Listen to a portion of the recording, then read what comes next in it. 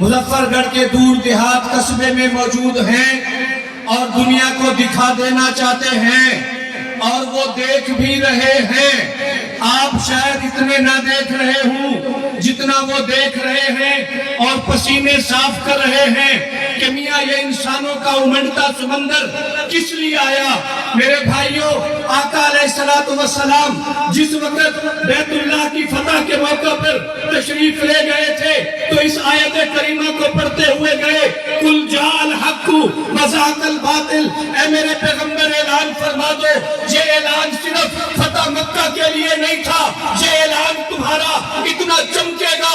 قُلْ جَاءَ الْحَقُّ وَزَهَقَ الْبَاطِلُ، جو بھی باطل حق کے مقابلے میں آئے گا، تاریخ بتا رہی ہے ابو جہل باطل بن کے آیا، روم دیا گیا، بنو امیہ میں سے ان کے زمانے میں کچھ لوگ آئے، روم دیے گئے، اللہ نے سرخیلوں کو عزت عطا فرمائی، بنو عباس کے زمانے میں معتزلہ کی شکل میں باطل آیا، روم دیا گیا، چنگیز کی شکل میں باطل آیا، نام و نشان مٹ گیا، بڑے صغیر میں انگریز باطل بن کے آیا، اللہ نے علماء دیوبند کی صورت میں ایسا استحکام بخشا، انگریز کا نام مٹا دیا گیا۔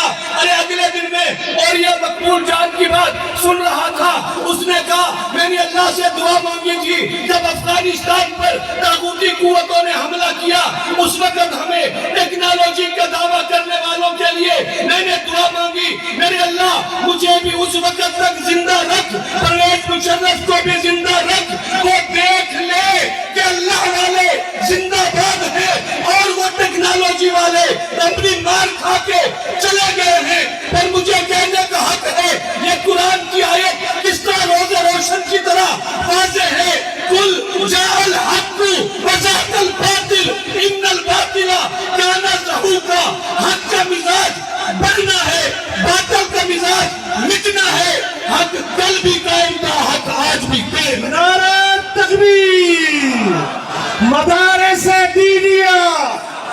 حاضرین محفل، مجھے اپنے اکابر کا خیال ہے، دنیا بھر کے اجتماعات دیکھ لو، دین کے ایجنڈے پر ہونے والے اجتماعات میں رضاکاریت نظر آتی ہے، لوگ پیسہ بھی خرچ کرتے ہیں، وقت بھی دیتے ہیں، نہ پیسے کے خرچ ہونے پر پچھتاوا کہ میرا اتنا خرچ ہو گیا، نہ وقت دینے پر پچھتاوا۔ اللہ کی قسم یہ وہ اجتماع نہیں جس کے لیے پٹواریوں کے ذمہ لگا ہو کہ گاڑیاں لے کر آؤ، یہ وہ اجتماع ہے ہر دور دراز قصبے سے، دریائے سندھ کے مشرق و مغرب سے، شمال و جنوب سے امیر و غریب جمع آیا۔ کس لیے آیا؟ کس لیے آیا؟ کہ اب یہ بچے آخری حدیث پڑھیں گے۔ معذرت میرے بچوں، ٹھیک کچھ گھنٹے بعد، شاید 1 گھنٹے بعد آپ طلباء نہیں رہیں گے، آپ میرے نبی کے وارث بن جائیں گے۔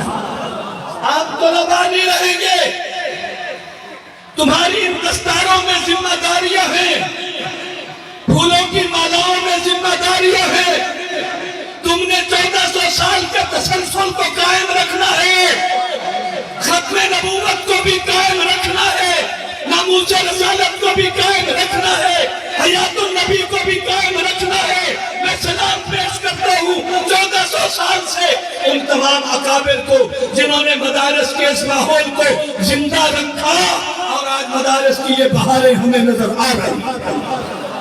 میرے ساتھیوں، مدارس رہنے چاہیے، آپ کو کوئی الجھن تو